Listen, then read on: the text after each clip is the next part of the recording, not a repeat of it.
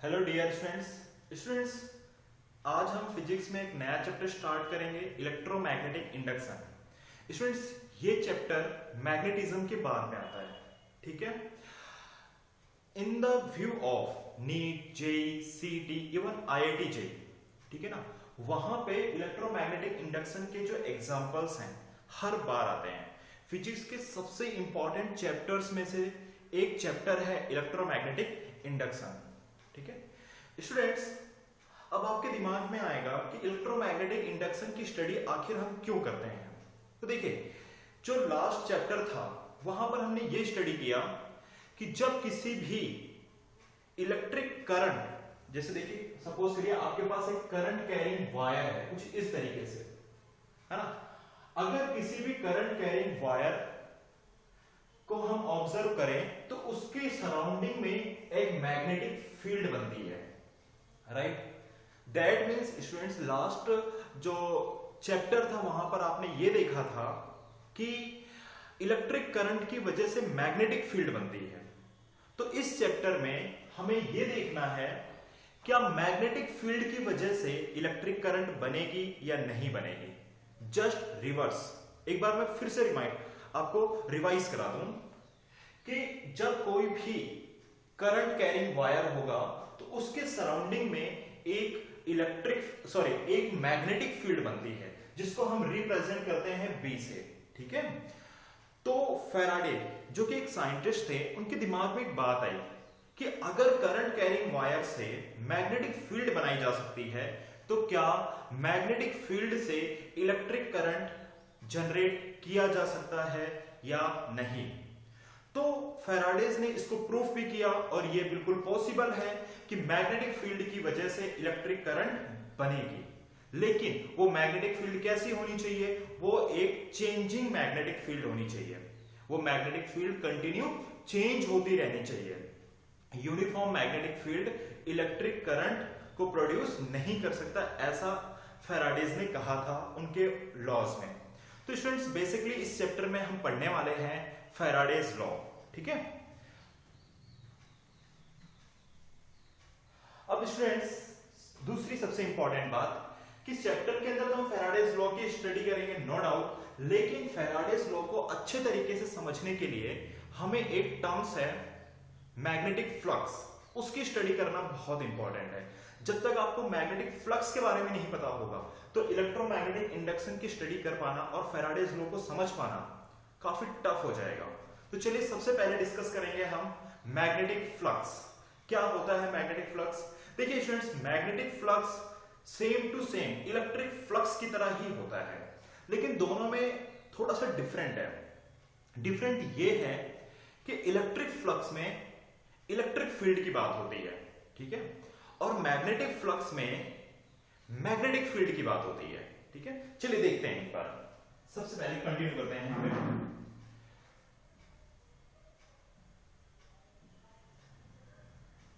Magnetic flux, students, magnetic flux को हम represent करेंगे फाई एम से।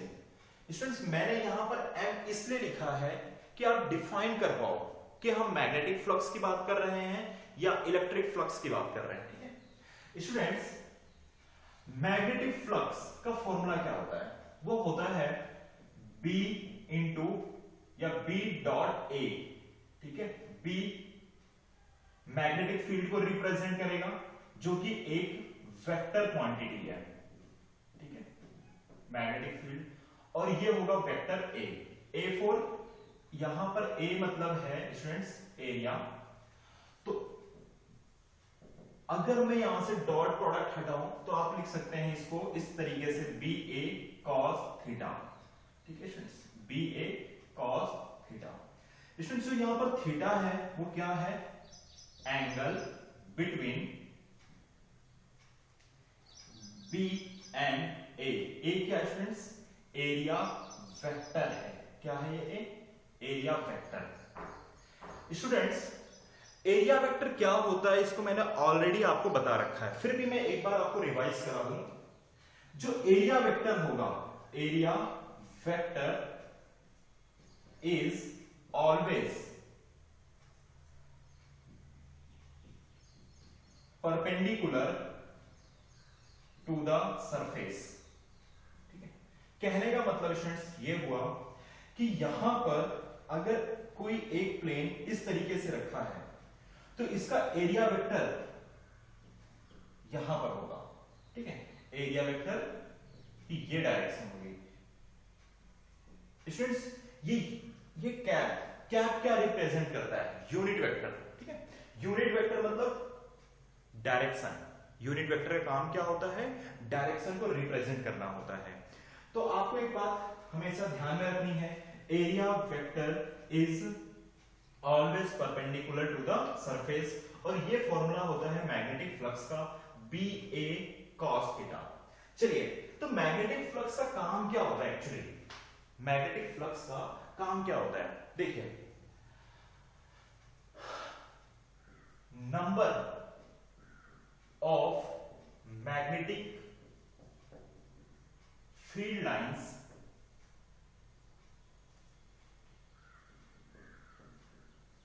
क्रॉसिंग या passing through a closed surface या लूप, ठीक है ना, इज कॉल्ड मैग्नेटिक फ्लक्स।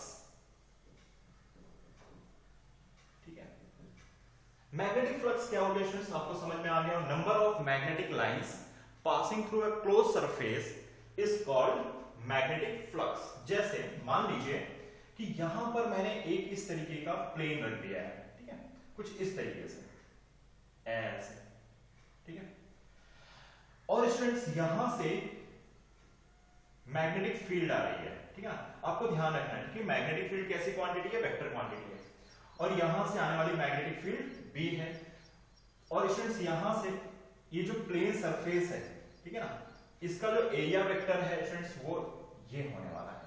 ठीक है, तो इस क्लोज सरफेस में से पास होने वाली जो मैग्नेटिक लाइंस होंगी उसी को हम क्या कहेंगे?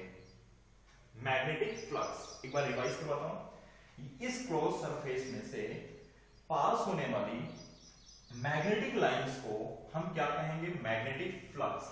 और मैग्नेटिक फ्लक्स को कैलकुलेट करने का फॉर्मूला क्या होता है? B A cos theta. ठीक है, इस केस में आप देखिए जो मैग्नेटिक फील्ड है उसकी डायरेक्शन और एरिया वेक्टर की डायरेक्शन क्या है?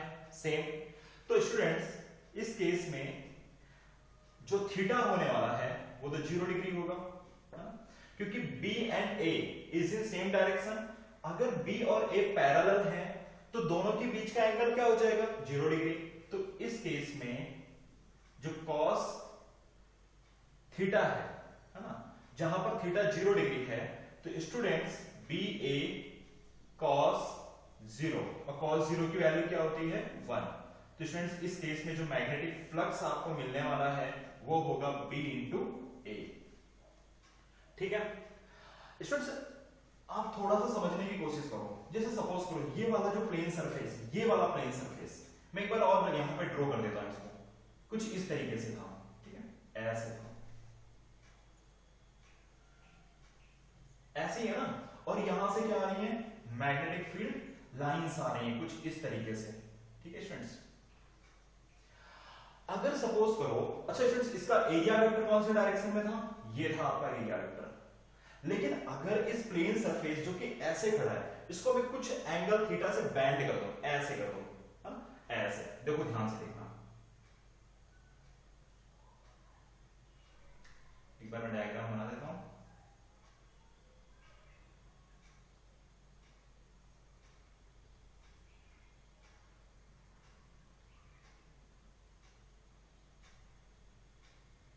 ओके, अब स्टूडेंट्स ध्यान से देखिए, ये वाला जो प्लेन सरफेस ऐसे स्ट्रेट खड़ा था उसको मैंने क्या कर दिया? थोड़ा बैंड कर दिया। कितना एंगल मैंने स्टूडेंट्स बैंड कर दिया है? थीटा जितना बैंड कर दिया, और ये है आपकी मैग्नेटिक फील्ड। तो स्टूडेंट्स आप बताइए कि एरिया वेक्टर कितना बैंड होगा?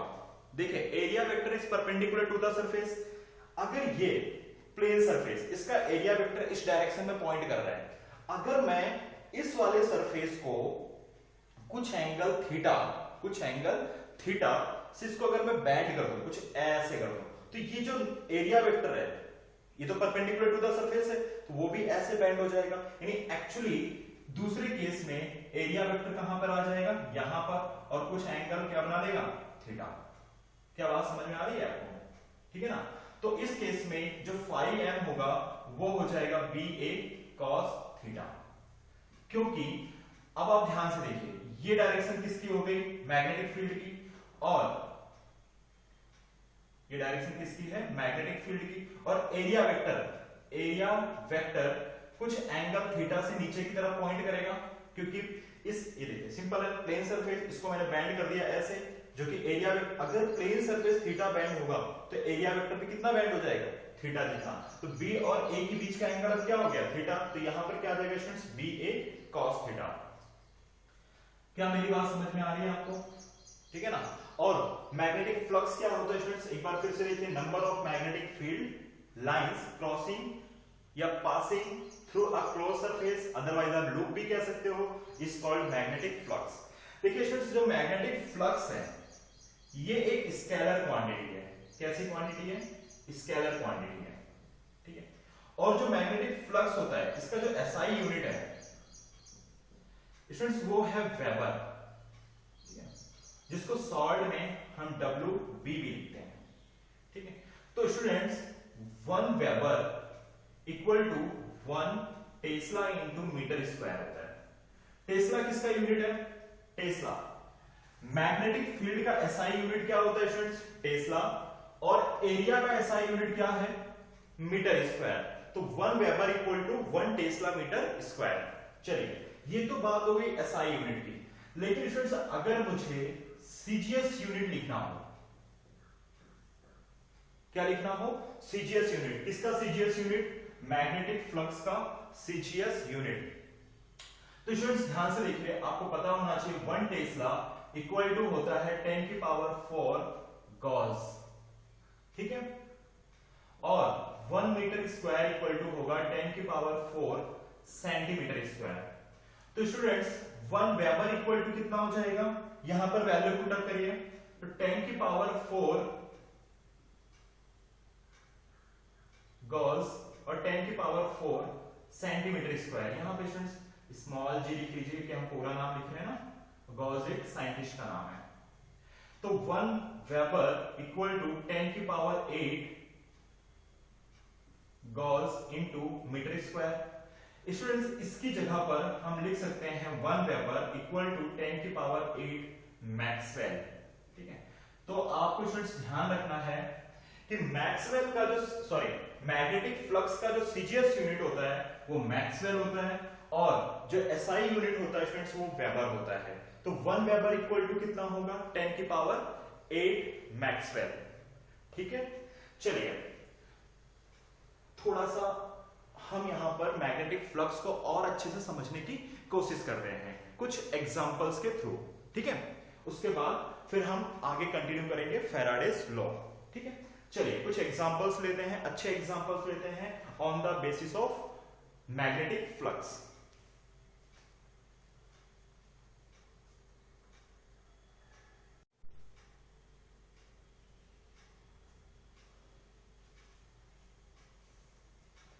ओके स्टूडेंट्स, हम मैग्नेटिक फ्लक्स पे अब एग्जांपल्स करने जा रहे हैं। चलिए देखते हैं एक एग्जांपल यहां पे। जैसे मान लीजिए कि ये एक यूनिफॉर्म मैग्नेटिक फील्ड है, इस तरीके से आप एज्यूम कर लो, यूनिफॉर्म मैग्नेटिक फील्ड है, ठीक है। और इस यूनिफॉर्म मैग्नेटिक फील्ड में मैंने एक प्लेन कुछ इस तरीके से रखा हुआ है, ठीक है, इस तरीके से, और जिसने इस मैग्नेटिक फील्ड के साथ कुछ एंगल 30 डिग्री बना रखा है, ठीक है। स्टूडेंट्स ये है आपकी मैग्नेटिक फील्ड, और आपको यहां पर बताना है कि मैग्नेटिक फ्लक्स क्या होगा, ठीक। और एक और एग्जांपल लेते हैं।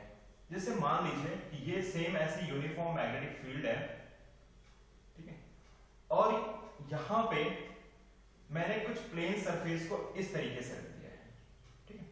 ये आपकी प्लेन सरफेस है और ये है मैग्नेटिक फील्ड। और इस केस में स्टूडेंट्स क्या होगा, आपका मैग्नेटिक फ्लक्स देखिए ध्यान से, मैं एक्सप्लेन करता हूं, ठीक है, और समझने की कोशिश करिए। सेकंड केस देखते हैं सबसे पहले। स्टूडेंट्स, मैग्नेटिक फील्ड, ये एरो क्या है, मैग्नेटिक फील्ड को रिप्रेजेंट कर रहे हैं, ठीक है। स्टूडेंट्स, ये जो प्लेन है इसका एरिया वेक्टर कहां पे होगा, इस प्लेन का area vector perpendicular to the surface, यानी कि एरिया वेक्टर तो ऊपर की तरफ होगा ना। क्या आपको बात समझ में आ रही है? इस प्लेन सरफेस का एरिया वेक्टर कहां पर होगा, ऊपर की तरफ। स्टूडेंट्स, ये भी मैग्नेटिक फील्ड है, ठीक है ना। तो आप देखो, एरिया वेक्टर और मैग्नेटिक फील्ड के बीच का जो एंगल है वो कितना है, 90 डिग्री। थीटा कितना है स्टूडेंट्स, 90 डिग्री। तो इस केस में जो मैग्नेटिक फ्लक्स होगा वो होगा BA cos 90, और cos 90 की वैल्यू स्टूडेंट्स कितनी होती है, 0। तो इसका मतलब हुआ कि इस केस में जो मैग्नेटिक फ्लक्स आपको मिला है वो क्या मिला है, 0। आप दूसरे तरीके से भी कह सकते हो कि इस प्लेन सरफेस में से पास होने वाली जो नंबर ऑफ मैग्नेटिक लाइंस हैं वो 0 है। और डायग्राम से आपको क्लियर है कि यहां पर जो मैंने प्लेन सरफेस रखी है, इस प्लेन सरफेस में से पास होने वाली जो मैग्नेटिक फील्ड लाइंस हैं वो 0 है। और ऐसा कब पॉसिबल है, जब plane surface magnetic field lines के साथ पैरेलल रखी हो। देखो, मैग्नेटिक फील्ड लाइंस के साथ ये वाली जो प्लेन सरफेस है कैसे रखी हुई है, पैरेलल। और स्टूडेंट्स, अगर पैरेलल रखी हुई है तो उसका मतलब है कि इस प्लेन सरफेस का एरिया वेक्टर क्या होगा, मैग्नेटिक फील्ड के perpendicular. Area vector is perpendicular to the surface. तो इस केस में मैग्नेटिक फील्ड और एरिया वेक्टर दोनों परपेंडिकुलर थे, इसके लिए यहां पर मैग्नेटिक फ्लक्स क्या हो गया आपका, 0।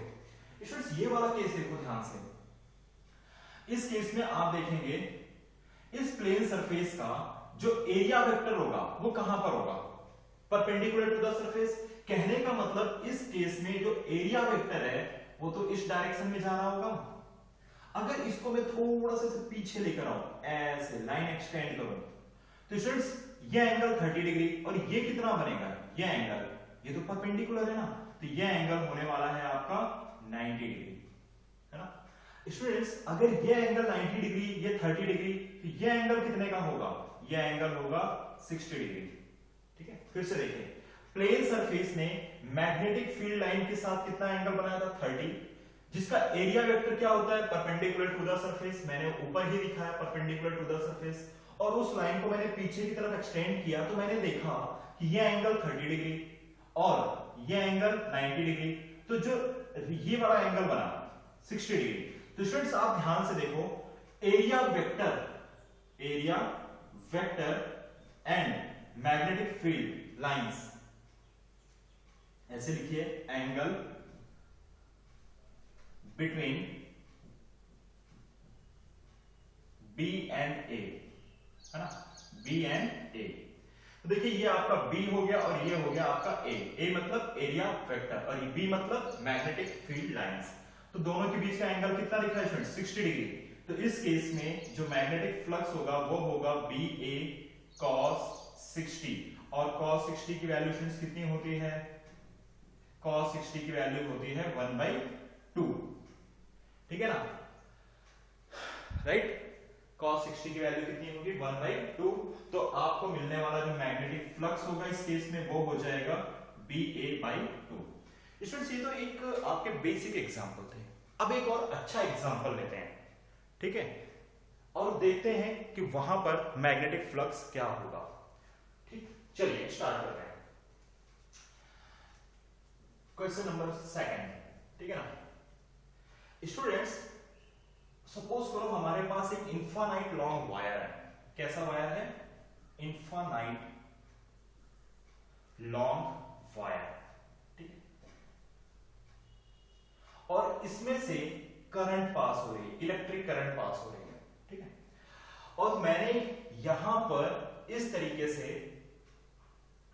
एक स्क्वायर रखा है, जो कि यहां से इसका डिस्टेंस है, मान लीजिए कि a, और ये डिस्टेंस, ये वाला डिस्टेंस भी थोड़ा सा इसको और बड़ा कर देता हूं मैं एक बार, जस्ट मिनट, ऐसे आपको इजीली दिखाई देगा। ओके, वायर से इस स्क्वायर लूप, देखिए फ्रेंड्स ये आपका एक स्क्वायर लूप है, ठीक है, और इसकी जो साइड है वो ए है, और करंट कैरिंग वायर से, करंट कैरिंग वायर जो कि इनफाइनाइट लॉन्ग वायर है, उसमें से करंट आई पास हो रही है। तो स्टूडेंट्स आपको बताना है इस केस में find magnetic flux through a square loop, ये आपको फाइंड आउट करना है। इस स्क्वायर लूप में से पास होने वाली जो मैग्नेटिक फ्लक्स है वो क्या है, वो आपको बताना है। चलिए सोचिए फ्रेंड्स, थोड़ा सा ध्यान से देखना है स्टूडेंट्स। अगर electric current infinite long wire में ऊपर की तरफ जा रही है तो मैग्नेटिक फील्ड कहां बनेगी? According to right hand thumb rule, अगर मैग्नेटिक फील्ड इलेक्ट्रिक करंट ऊपर की ओर जाएगी तो मैग्नेटिक फील्ड कुछ इस तरीके से बनेगी, है ना, परपेंडिकुलर टू द करंट होती है। अब देखिए right hand, this is the right hand, thumb क्या बता रहा है? करंट की डायरेक्शन। तो स्टूडेंट्स ये क्या होगा? ये एक कर्ल्ड फिंगर हमें क्या बताएंगी? कर्ल्ड फिंगर हमें बताएंगी मैग्नेटिक फील्ड की डायरेक्शन, ठीक है। तो स्टूडेंट्स यहां पर इसको मैं थोड़ा सा और ऊपर दिखाता हूं, यहां पे इलेक्ट्रिक करंट। तो स्टूडेंट्स यहां पर जो मैग्नेटिक फील्ड बनेगी वो तो कुछ ऐसे बनेगी, ऐसे। क्या मेरी बात समझ में आ रही है? और इस तरीके से बनते हुए स्टूडेंट्स आप देखोगे कि यहां से ऐसे मैग्नेटिक फील्ड लाइंस ऐसे पास हो रही होंगी, इस तरीके से, ठीक है, ऐसे पास हो रही होंगी। क्या मेरी बात समझ में आ रही है? ओके ओके स्टूडेंट्स, तो आपने देखा कि अगर इलेक्ट्रिक करंट ऐसे जाएगी ऊपर की ओर तो जो मैग्नेटिक फील्ड लाइंस हैं वो इलेक्ट्रिक करंट के परपेंडिकुलर होती हैं, ठीक है, according to right hand thumb rule. तो स्टूडेंट्स ये क्या है? ये जो लाइंस हैं ये आपकी मैग्नेटिक फील्ड लाइंस हैं। अब स्टूडेंट्स थोड़ा सोचो, ध्यान से सोचो, क्या ये सभी मैग्नेटिक फील्ड लाइंस यूनिफॉर्म होंगी? बिल्कुल नहीं होंगी, क्योंकि हमें अच्छे से पता है स्टूडेंट्स कि इस पॉइंट पर मैग्नेटिक फील्ड की स्ट्रेंथ बहुत ज्यादा होगी, लेकिन इस पॉइंट पर मैग्नेटिक फील्ड की स्ट्रेंथ कम हो जाएगी। तो स्टूडेंट्स ये मैग्नेटिक फील्ड की स्ट्रेंथ बहुत ज्यादा होगी, लेकिन जो इसकी स्ट्रेंथ होगी वो कम होगी। इसका मतलब है कि इस स्क्वायर लूप में से पास होने वाली जो मैग्नेटिक फील्ड लाइंस है वो डिफरेंट है। सभी पॉइंट पर मैग्नेटिक फील्ड लाइंस क्या है? डिफरेंट है। तो ऐसे केस में आप मैग्नेटिक फ्लक्स कैसे फाइंड आउट करोगे? तो स्टूडेंट्स इसके लिए हमें यहां पर एक छोटी सी स्ट्रिप कंसीडर करनी होगी, है ना। ये मैं कंसीडर करता हूं फ्रेंड्स, मैंने एक स्ट्रिप यहां पर कंसीडर कर ली इस तरीके से, ठीक है, इस तरीके से मैंने एक स्ट्रिप कंसीडर की है, ठीक। और स्टूडेंट्स ये वाली जो स्ट्रिप है आप एज्यूम कर लो कि ये r डिस्टेंस पर है। कहां से? इनफाइनाइट लॉन्ग वायर से। और इसकी जो थिकनेस है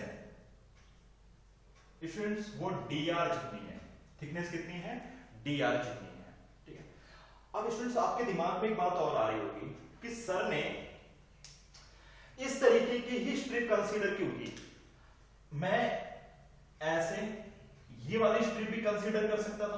तो स्टूडेंट समझने की कोशिश करो, अगर मैं ये वाली स्ट्रिप कंसीडर करता और आप देखो यहां से मैग्नेटिक फील्ड लाइंस ऐसे निकल रही हैं, है ना, यानी कि इस पॉइंट पे, सभी पॉइंट पे जितने भी मैं पॉइंट्स बना रहा हूं इन सभी पॉइंट पर मैग्नेटिक फील्ड लाइंस क्या होती? डिफरेंट। लेकिन स्टूडेंट्स अगर आप इस तरीके से स्ट्रिप कंसीडर करते हो तो इन सभी पॉइंट पर जो मैग्नेटिक फील्ड लाइंस होंगी वो सभी क्या होंगी? इन सभी पॉइंट पर मैग्नेटिक फील्ड लाइंस सेम होंगी, ठीक है। चलिए आगे बढ़ते हैं। तो magnetic field for infinite long wire, है ना, magnetic field for infinite long wire students magnetic field infinite long wire के लिए क्या होगा, B equal to mu naught I upon 2 pi r। क्या मेरी बात समझ में आ रही है? देखिए यहां पर क्लियर है कि magnetic field lines is inversely proportional to r, ठीक है ना, यानी जैसे जैसे डिस्टेंस बढ़ेगा मैग्नेटिक फील्ड लाइंस क्या हो जाएंगी, कम। B equal to mu naught I upon 2 pi r। I क्या है, इसमें से पास होने वाली करंट है। चलिए तो स्टूडेंट्स अब हम यहां पर मैग्नेटिक फ्लक्स फाइंड आउट करेंगे स्ट्रिप का, है ना, मैग्नेटिक फ्लक्स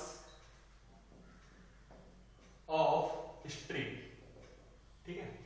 तो स्टूडेंट्स डी फाई क्या है, मैग्नेटिक फ्लक्स ऑफ स्ट्रिप। चलिए d phi equal to students क्या होगा, बी इंटू डी ए।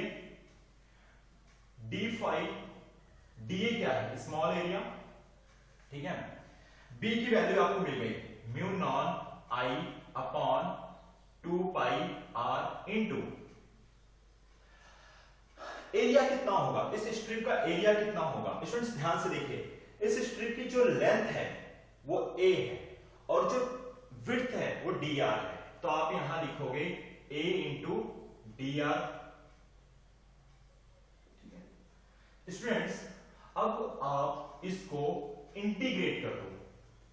जब आप इसको इंटीग्रेट कर दोगे तो इस केस में इस स्क्वायर लूप में से पास होने वाली आपको मैग्नेटिक फ्लक्स मिल जाएगी। चलिए इंटीग्रेट करते हैं, 5 d5। इसमें लिमिट क्या होगी, लिमिट होगी यहां से इस पॉइंट से इस पॉइंट का डिस्टेंस कितना है a, और इस पॉइंट से इस पॉइंट का डिस्टेंस कितना है, तो a प्लस a यानी कि 2a। समझने की कोशिश करो एक बार फिर से, इस पॉइंट से इसका डिस्टेंस a और इस पॉइंट से यहां का डिस्टेंस a प्लस a यानी कि 2a।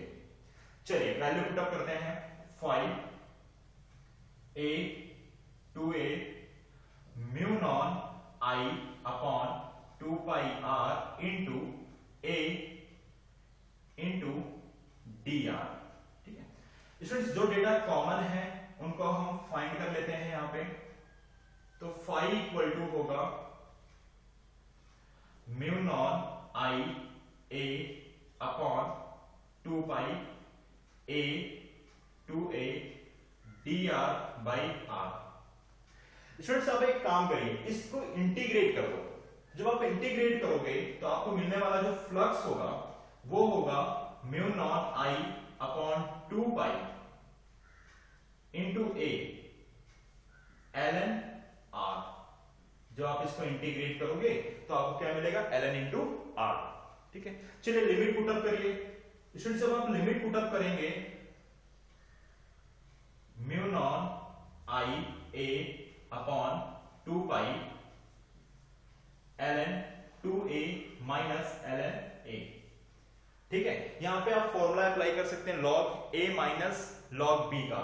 आपने पढ़ा है ln a minus ln b equal to क्या होता है, ln a by b।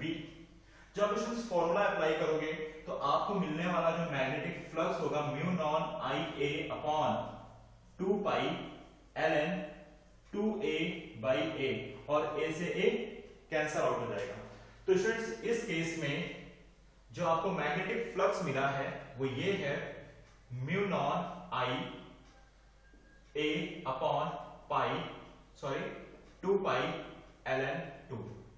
This is the magnetic flux, ठीक है। स्टूडेंट्स बहुत इजी एग्जांपल था, होप कि आपको ये एग्जांपल समझ में आया होगा, ठीक है। स्टूडेंट्स एक और एग्जांपल हम लेते हैं जहां से कुछ और कांसेप्ट क्लियर होंगे आपके मैग्नेटिक फ्लक्स के बेसिस पे, ठीक है। चलिए देखते हैं।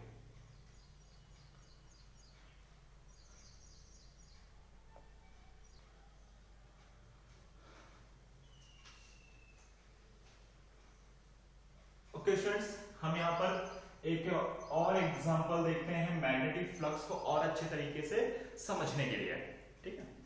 स्टूडेंट्स आप एज्यूम करो कि यहां हमारे पास एक सिलेंडर है कुछ इस तरीके से, ठीक है। स्टूडेंट्स ये जो सिलेंडर है ये इनफाइनाइट लॉन्ग सिलेंडर है ना। फिर भी इसका कुछ पोर्शंस में यहां पर कंसीडर कर लेता हूं, ठीक है। ये जिसका रेडियस स्टूडेंट्स, जिसका रेडियस है कैपिटल आर, ठीक है, और यहां बेस पर भी मैंने इस तरीके से बना दिया है। स्टूडेंट्स ये जो लेंथ है ये मान लीजिए एल जितनी है, ठीक है, इनफाइनाइट लॉन्ग सिलेंडर, ठीक है, और स्टूडेंट्स इस सिलेंडर में से पास होने वाली जो करंट है एज्यूम कर लीजिए कि वो आई है, ठीक है। स्टूडेंट्स में यहां पर ध्यान से देखिए, अगर ये एक सिलेंडर है तो स्टूडेंट्स कॉमन सेंस की बात है कि सिलेंडर का जो एक्सिस होगा वो तो यही होगा, this is the axis of cylinder, this is the axis of cylinder. Students इस केस में सपोज करो अंदर मैं एक पोर्शन कंसीडर करता हूं इस तरीके से, ऐसे, ठीक है,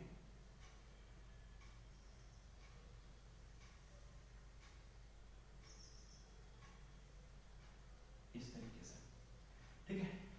स्टूडेंट्स अब आपको ये बताना है, और मान लीजिए कि ये क्लोज सरफेस है, ठीक है। स्टूडेंट्स यहां पर आपसे पूछा जा रहा है फाइंड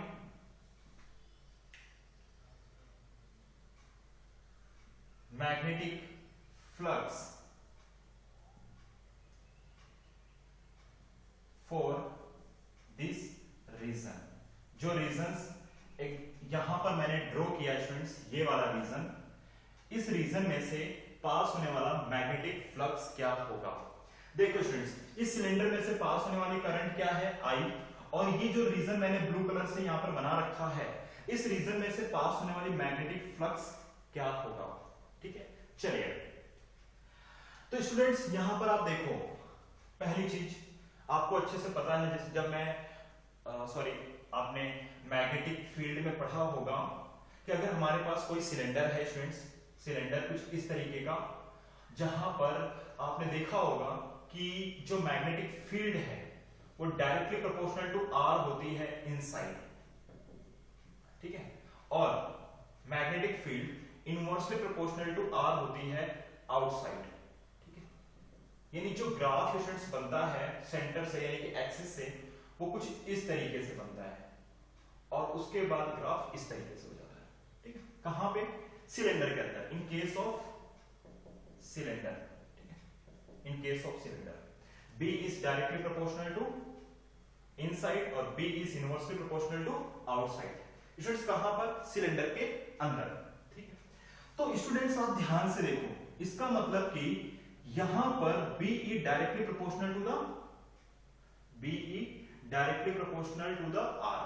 अब स्टूडेंट्स सबसे पहले मैग्नेटिक फ्लक्स को फाइंड आउट करने के लिए हमारे पास क्या होना चाहिए, तो देखो यहां पे ध्यान से देखो, B directly proportional to R है, इसका मतलब कि जैसे जैसे आप एक्सिस से सरफेस की तरफ जाओगे मैग्नेटिक फील्ड क्या होगी, चेंज, ठीक है ना।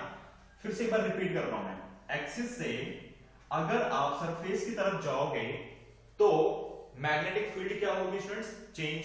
तो यहां पर भी स्टूडेंट्स मुझे क्या करना होगा, एक स्ट्रिप कंसीडर करनी होगी। चलिए मैं कंसीडर कर लेता हूं, इस तरीके से एक स्ट्रिप मैंने कंसीडर कर ली। क्यों कर रही भाई, क्योंकि मुझे पता है कि इस केस में जो मैग्नेटिक फील्ड है वो कंटिन्यू क्या हो रही है, वेरी हो रही है, मैग्नेटिक फील्ड वेरी हो रही है। तो हमने एक स्ट्रिप कंसीडर कर ली। स्टूडेंट्स हमने स्ट्रिप ऐसी ही कंसीडर क्यों की, वो रीजंस मैंने ऑलरेडी आपको लास्ट एग्जांपल में बता दिया था, ठीक है। क्योंकि फिर से बता दूं, क्योंकि इस स्ट्रिप के सभी पॉइंट पर जो मैग्नेटिक फील्ड होगी स्टूडेंट्स वो क्या होने वाली है, सेम होने वाली है। और सपोज करो कि एक्सिस से ये जो मैग्नेटिक फील्ड है, सॉरी एक्सिस से ये जो स्ट्रिप है कुछ r डिस्टेंस पर है, और इसकी जो थिकनेस है, थिकनेस वो है dr जितनी, थिकनेस कितनी स्टूडेंट्स, dr जितनी थिकनेस है। चलिए तो मैग्नेटिक फील्ड क्या होगी, magnetic field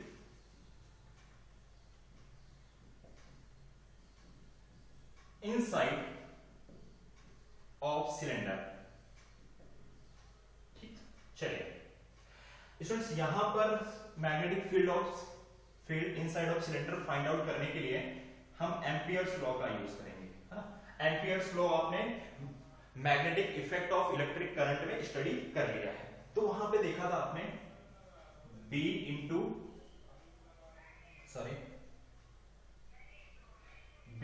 dl equal to mu naught into I, ठीक है, आई फॉर करंट, ठीक है। जैसे कि यहां पर कुछ करंट आई इस तरीके से फ्लो हो रही है, ठीक है ना। स्टूडेंट्स dl को इंटीग्रेट करोगे तो कितना आएगा, 2 पाई, एक्चुअली 1 मिनट रुकिए,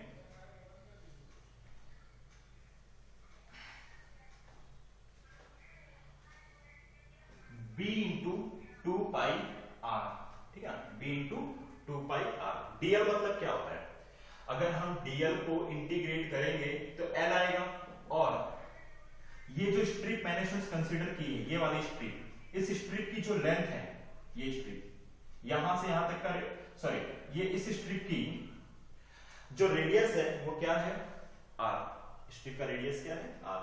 तो ये हो जाएगा 2 पाई स्मॉल r, स्टूडेंट्स ध्यान देना, स्मॉल r आएगा, और म्यू नॉन इंटू आई। स्टूडेंट्स इसको मैं आई डैश लिख देता हूं, आई डैश क्यों, चलिए वो भी मैं एक्सप्लेन करता हूं आपको। स्टूडेंट्स ध्यान से देखो, सिलेंडर में से क्या पास हो रही है, करंट, कितनी करंट पास हो रही है, आई, लेकिन हमें जो कैलकुलेशन करनी है वो सिर्फ और सिर्फ इतने पोर्शन के लिए करनी है, ठीक है। तो स्टूडेंट्स इतने पोर्शन में से पास होने वाली इलेक्ट्रिक करंट क्या होगी, है ना, तो वो हम आई डैश फाइंड आउट करेंगे। यहां पे इसको दे दो question number first, I dash कितना होगा स्टूडेंट्स, आई डैश होगा I upon pi are square into pi are square, small pi से पाई कैंसिल, तो आई डैश इक्वल टू हो जाएगा I upon R square into small R square, ठीक है।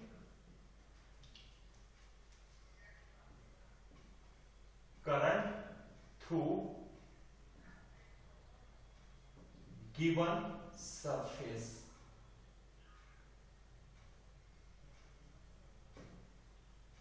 ठीक।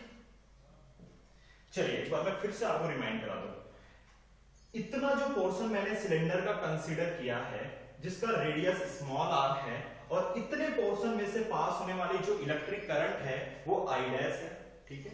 I डैश इक्वल टू क्या होगा, I upon pi are square, ये R, ये I सिलेंडर में से पास होने वाली टोटल इलेक्ट्रिक करंट है, और ये जो कैपिटल R है ये रेडियस ऑफ सिलेंडर है, ठीक है। लेकिन हमें क्या फाइंड आउट करना था, I डैश, ठीक है। तो इनटू पाई आर स्क्वायर, ये r क्या है, स्मॉल r, जो कि इसका स्ट्रिप तक का रेडियस है। चलिए आई डैश की वैल्यू यहां पर पुट अप करिए, तो b into 2 pi r mu naught I r square upon capital R square, तो एक r से एक r कैंसिल, तो b इक्वल टू होगा mu naught I upon 2 pi r square into small r। देखिए students मैंने स्टार्टिंग में ही कहा था B directly proportional to the R inside the cylinder. देखिए क्या आपको वही रिलेशन मिला, यस वही रिलेशन है, B equal to mu naught I upon 2 pi r square into r। चलिए हमें फाइंड आउट क्या करना है, मैग्नेटिक फ्लक्स, ठीक है ना, और यहां पर हमने क्या फाइंड आउट किया, magnetic field through a cylinder.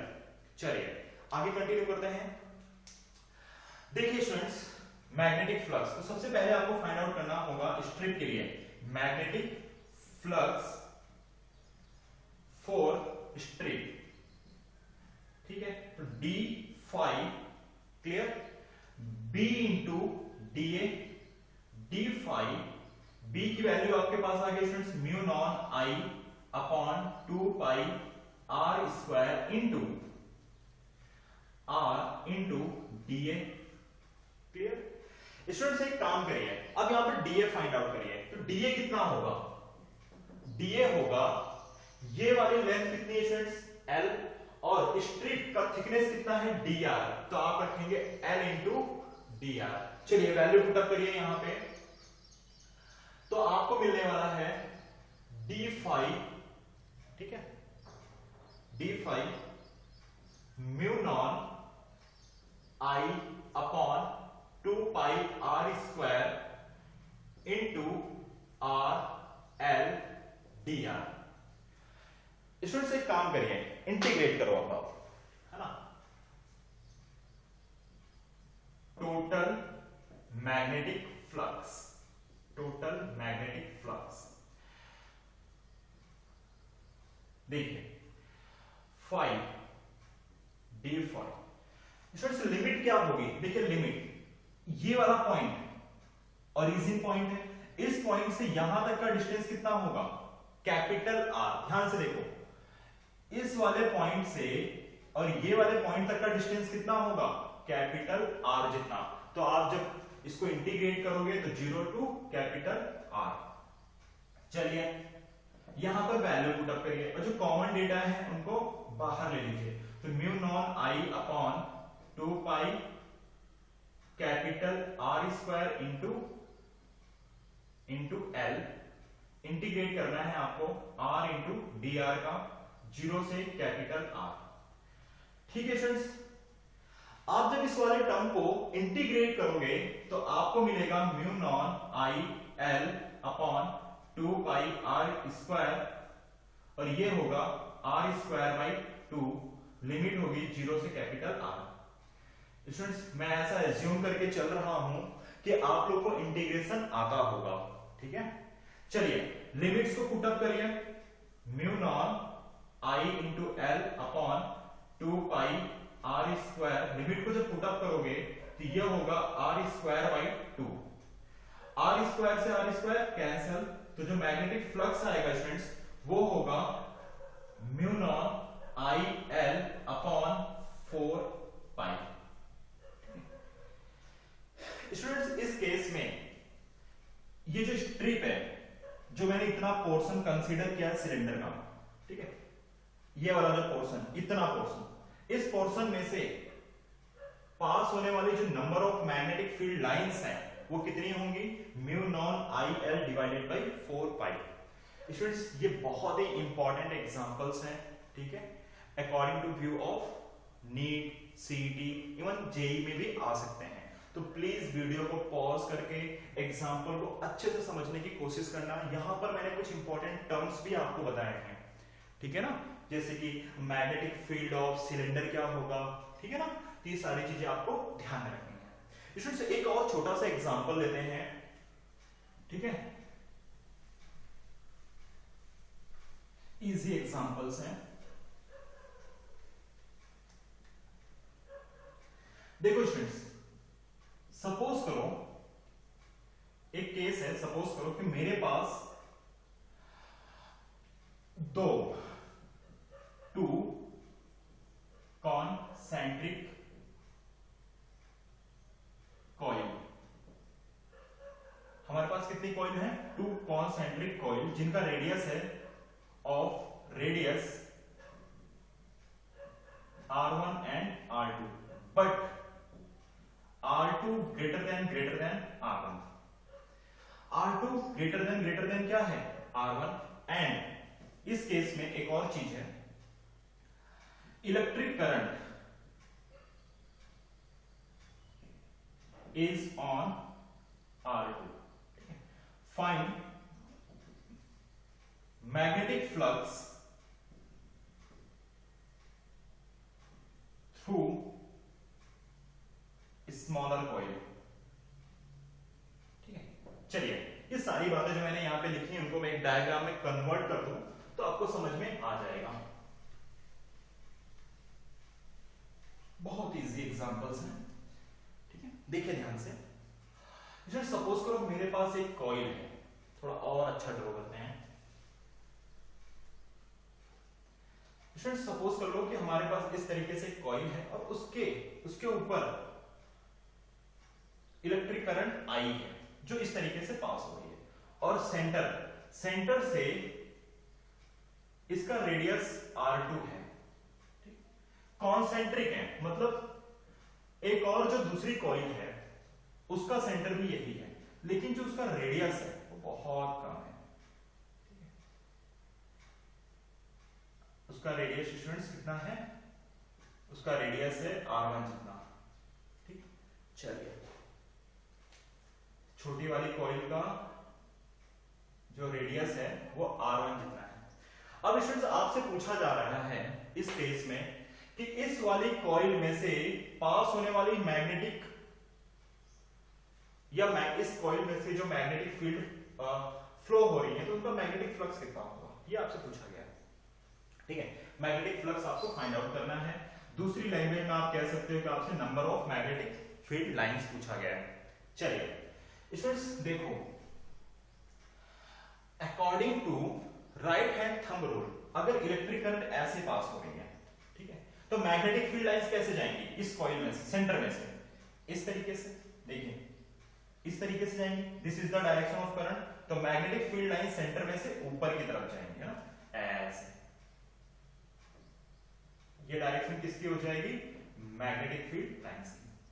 तो मैग्नेटिक फील्ड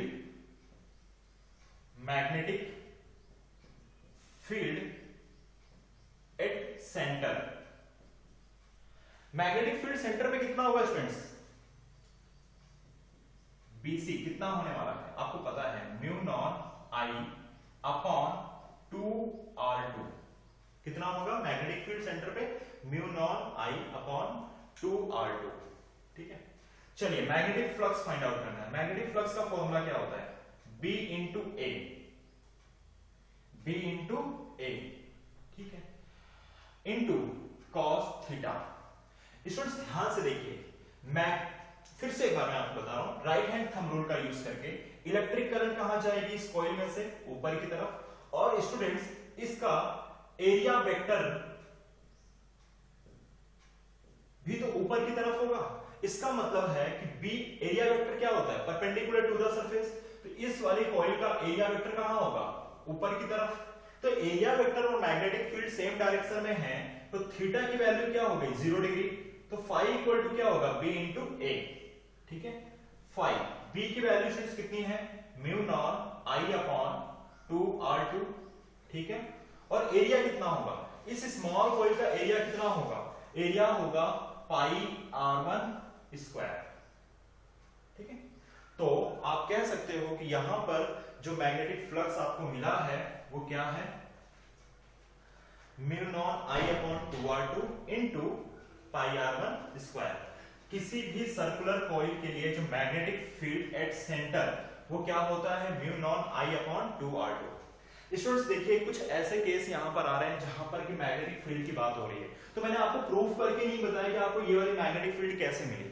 ठीक है, वो प्रूफ इसलिए मैंने नहीं किया क्योंकि मैंने लेक्चर की स्टार्टिंग में ही आपसे कह दिया था कि magnetic effect of electric current के बाद ये चैप्टर आता है, और magnetic effect of electric current में स्टूडेंट्स आपने डिफरेंट केसेस के लिए जो मैग्नेटिक फील्ड का फॉर्मूला है स्टूडेंट्स आपने वो वहां पर स्टडी कर लिया है, ऐसा मैं एज्यूम करके चल रहा हूं। ठीक है, ओके स्टूडेंट्स, तो आज इस लेक्चर्स को यहीं पर एंड करते हैं।